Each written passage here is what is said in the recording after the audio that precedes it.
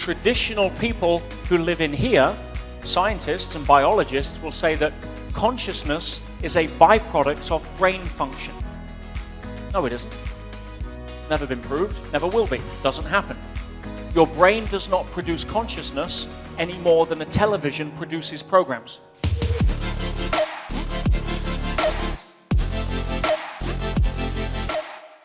Any question about anything, nothing off limits. So, yes, my friend, first hand up here. Can we get the mic? Yes, my friend. Thank you again, Mr. Sage. You have been talking about spirituality and spiritual stuff, and I wanted to ask you how big of a part is being spiritual contributing to being successful? Because it's key, I believe. Can you elaborate on that? Certainly. One of the things that I get most feedback on is the ability to bring spirituality into everyday life, spirituality into business, spirituality into normal relationships. So it's all about part of the emotional maturity. In my 20s, I wasn't spiritual, I was ego. But that's normal. And spirituality, one has to understand that the mind is always labeling. So the mind will label to try to understand. That's why when we say to somebody, oh look, there's a tree. It's not a tree. That's what we call a tree. But it's not a four-letter word, doesn't express this incredible piece of nature. So spirituality is simply a word that the mind uses to try to understand meaning in the non-physical. Because there's two ways to look at life. Albert Einstein said the most powerful question you can answer in your lifetime is, do you live in a friendly or hostile universe? And that's a choice. It's a binary choice. So if you think you live in a hostile universe, you have a Darwin mentality, survival of the fittest. Everything out there is separate from me, and therefore it can be a threat, and therefore I live a fear-based reality. But that doesn't make sense to me. There is an intelligence behind this game. And so I don't have to set my alarm on my iPhone in order to remind myself at 5 o'clock in the morning to beat my heart. Something more intelligent takes care of that. So if you think you live in a friendly universe, that this is created benevolently, lovingly, with a purpose, and the purpose serves us. As I said, we are in Earth School. So when you know that, you have a different relationship to life. And we understand that there are two, I talk about the outer world and the inner world. All right, well, let's just talk about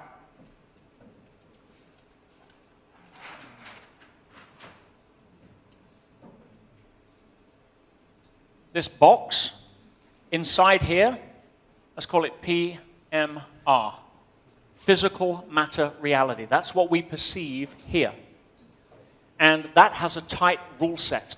The rules are governed by our sciences. And we've managed to look at those through observation, starting way back with Copernicus, leading into Galileo, moving into Sir Isaac Newton, and eventually into a lot of the modern sciences. We've looked inside this incredible machine and figured out how it works. And we call those the three main sciences, which is physics, chemistry, biology. Physics deals with particles, chemistry deals with molecules, biology deals with cells. And we understand the rules so well that we can put somebody on the moon or we can repair the human body. But this is where PMR falls down. Scientists in the Newtonian paradigm, the Newtonian world, they only live inside here.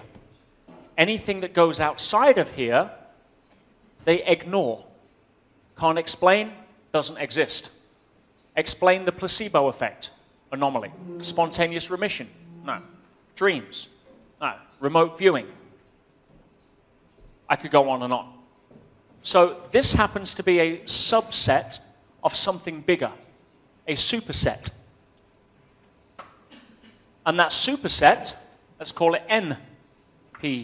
NPMR, non-physical matter reality. Where does the subset come from? It has to sit in a container, something bigger. The closest word that we have for that container is called consciousness.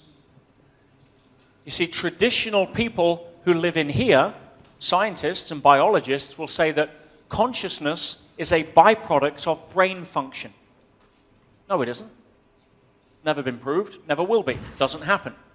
Your brain does not produce consciousness any more than a television produces programs. Or a radio writes and produces music. No. It comes from something more fundamental. But unfortunately, in today's world, where we're so focused on trying to retain the significance of calling myself a scientist, we've forgotten what science is about. See, true science should constantly upgrade and evolve its theory in order to fit the consistent data, right? Unfortunately today, science constantly ignores the consistent data that doesn't fit its theory. We now call that dogma. So in order to say, hang on a minute, time out, let's wake up. There is more to life than particles, because when I look at particles through an electron microscope, there's nothing there. That paradigm has been blown away. That doesn't exist. When quantum physics, over 100 years ago, with the double slit experiment, proved to us that, guess what? Particles are not particles. They're probability distributions. So you have to understand that the meaning of life comes from here. This is the computer game. Give me a name of a computer game, somebody young. Sorry?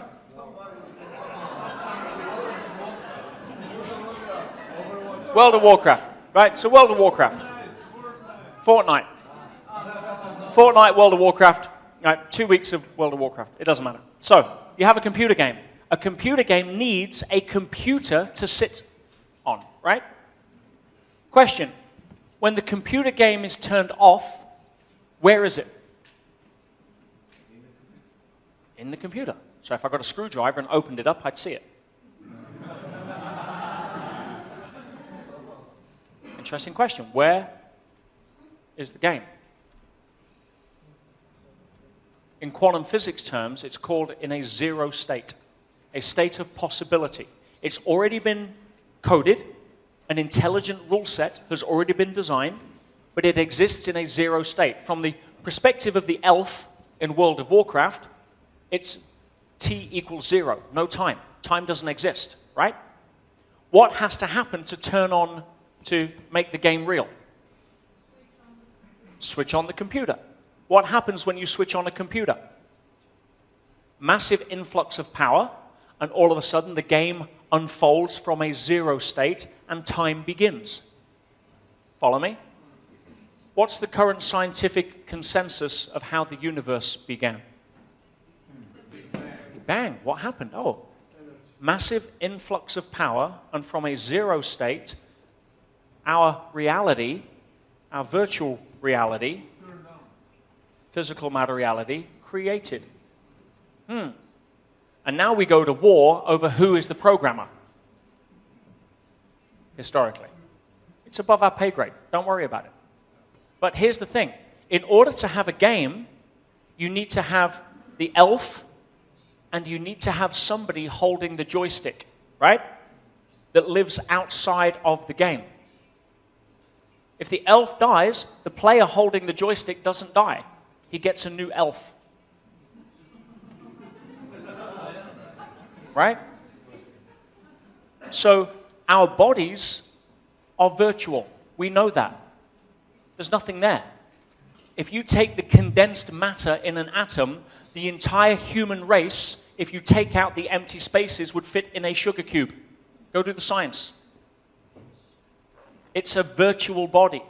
It's a virtual reality. We know that now. It just fits the bill too easily. But consciousness, the person that's holding the joystick, lives outside. You talk about spirituality, that's it. You're not your body, you have a body. Just like you're not your arm, you have an arm. But if I was to cut off your arm, you'd lose 15% of your body, but you wouldn't lose 15% of you. See, the essence of who you are is non-physical. Now, what makes you you? I'll tell you. Right? It's not your looks. They're going to change. Sorry. Okay? No. What makes you you is your personality, your sense of humor, your goals, your desires, your dreams. That's what makes you you. That's invisible. That's non-physical. So, question, how much non-physical can you fit on the head of a pin? All of it. Different subset, superset. See, what Einstein spent the last 30 years of his life trying to do was build a grand unifying theory that answered all of the questions. The problem was Einstein was trapped inside space-time, in physical matter reality. He tried to make all of the rules work and he couldn't. So what he did was, at the end of his life, 7 months before he died, he wrote a letter saying that he spent his life trying to figure out the theory, but he now knows that he failed. But if he was to find the theory, it would have to find a way of exceeding or going outside of space-time, but he didn't know where to start. If Einstein was born today, he would understand virtual reality, simulation, weather patterns. We run this. Kids understand virtual realities now. He never had the reference. Why is c a constant? I don't want to turn this into a quantum physics lesson, but why is light, speed of light, 186,282.4 miles per second? Why is it always a constant? It's the rule set. It's the refresh rate on the simulation. See, Einstein asked himself a question at 12 years old. If I pedal my bike at the speed of light and I turn my light on, will it shine? Pretty smart question for a 12-year-old. And it turns out, yes. If I'm in a car and I'm driving 100 kilometers an hour and I have a ball and I throw it out of the window, that ball initially will be traveling at 120 kilometers an hour. But light doesn't do that. Everything in physical matter reality does that. Light doesn't. It's always a constant. It's baffled scientists. So why? Pretty simple.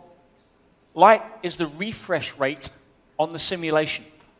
So, for example, why can nothing travel faster than the speed of light? That was Einstein's famous equation. E equals mc squared means nothing that we know of in physical reality can travel faster than light. Well, you can't travel faster than the refresh rate. It's like having a camera and a screen behind. That, if I'm watching the screen on the camera, so when I'm in front, can I run fast enough to look behind and see myself? No. Same thing. Right? So spirituality is the essence of being human. It's what makes us us. If I was to take all of that invisible stuff out of you and stick it in this lady here, she would be you in a different body. Scary thought. That's what I'm saying. Yeah, the essence of who you are is non-physical. So when it comes to spirituality, why are so many people depressed, burnt out, stressed out? They're trying to play the game from inside the game. Let's be the richest man in the graveyard. Wrong game to play. Let's learn how to love. To do that, you need to access consciousness. A hard problem in science, the 13-letter word they don't like to talk about because they can't figure it out because it doesn't fit their equations. Never will. You want a grand unifying theory? It's not hard to figure out. You talk about quantum non-locality. Have you heard of that? Where things can travel faster than the speed of light. Communication is faster than the speed of light. Very simple to explain. See, the elf can only walk at a certain pace. That's the rule set. But there's no difference to the computer between a pixel here and a pixel here. It's communicating behind the rule set of the game. When you see people that meditate, and you get the yogis in India who claim to levitate or claim to people that do remote healing, all you're doing is you're stepping outside of the rule set here by accessing higher consciousness. You're essentially writing cheat codes into the game. But you can't do that if you're focused as the elf. You have to focus more to consciousness rather than the character. Make sense? So, very few people talk. You talk about the double slit experiment. It's baffled scientists for years. It's so freaking simple. Demonstrate. All right? If I take my iPhone and I have my Safari icon just there, right? That's my Safari icon, my browser. Where did it go? Where'd it go? Off screen. Off screen. Convenient name. I know where it isn't. Where is it? Huh. Quantum entanglement. Not quite. But it's back into a zero state. It exists in a state of possibility. Now, what has to happen to actualize that possibility? I have to do that. Like being on Tinder. Right? So, if we are in a virtual reality multiplayer game, let's just say there's 3 of us playing. Let's say we're playing Fortnite. I don't know what that is, but sounds good. So, I'm playing. I'm in Tenerife, right? Demo is playing. He's in Bulgaria, right? And somebody else is playing. Let's say they're in the UK. Yeah. So we're sitting at home playing the game. Now here's me, here's Demo, and let's call him John. In fact, let's get a girl. Right, let's call her Joanne. So we're all playing this multiplayer game. Now, if we meet in the game, what I see is I see these 2 players in my screen, right? But they don't see that. What Demo sees, he sees me and Joanne in his screen, right? And Joanne sees, Demo or myself in her screen. So the data stream that we are observing is independent to us at that point that's being filtered in. Now, let's say, here's where it gets interesting. Every single one of you in this virtual multiplayer game called Earth School is experiencing a data stream. As Einstein said, word for word, there's no out there, out there. What you guys are experiencing is the data stream in your screen that shows everybody else from your perspective. Make sense? So the double slit experiment is pretty simple. If you are, let's pick a castle. You're back in World of Warcraft. You're in a castle, and your character is in the middle of the screen, and it's in the reception of the castle. And you see the stairs going up and the suits of armor on the wall. Sorry? Oh, okay. Getting excited. And you see the crossed axes on the wall. And let's say the kitchen is over here. Now, it's not over here, just like the Safari icon isn't here. The phone is here. No, it goes into a zero state. So when I move the joystick, it appears in our 3-dimensional mapping that the elf walks into the kitchen. But what actually happens is the kitchen comes into the screen. Correct? But we don't see that. But that's what the double slit experiment tells us. When we're not looking at something, it goes off screen into a wave of possibility. When we observe it, when we measure it, we're basically moving it back into our screen, into our data stream, and it appears as a particle. We turn away, it goes to a wave. We look, it's a particle. That's confusing. No, it isn't. It's predictable. We're in a virtual reality. It answers every question that science has. But what does that mean for us? At the end of the day, the good news, you can't die. Your elf dies. You don't. See, when you dream at night, you turn off this data stream and you turn into a different data stream. The rule set is less tight. But you don't have access to critical thinking, otherwise you'd figure out you're in a dream. How did I get here? Oh, look, Alsatians can't fly. Yeah. Oh, that's mum and dad. They've been dead 10 years and I'm talking to them. I must be in a dream. No, so the front brain shuts down. You don't have access to critical thinking. So when you're in a dream, you have a different data stream. It's pretty simple to understand. But when you die, when this elf expires, you breach the rule set, you fall off a cliff, whatever. You go back to being the player on the joystick and you go get a new elf and you go move forward. Now, I don't care what your belief system is. What Einstein was saying when he said the most important question you can answer in your lifetime is whether you live in a friendly or hostile universe, it doesn't care whether you believe or not. So therefore, the only thing that makes a difference for you is, do I choose an empowering view on life or a disempowering view on life? If you think that death is the opposite of life, you will be scared because you don't want to lose life. When you realize that death is not the opposite of life, death is just the opposite of birth, you'll start to lighten up. You start to think, oh, well, it's not the end of the world.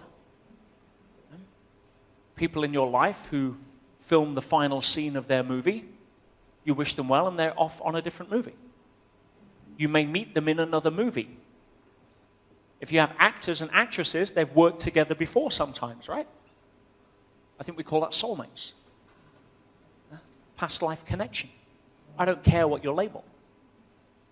But if you understand that the essence of life is to be found in the non-physical, you'll start to appreciate that consciousness, meditation, raising your frequency to love, joy. The higher your frequency, the more you're connected with the non-physical. The lower your frequency, the more you're connected with the physical matter reality, the harder life will give you feedback that joy and stuff isn't found there.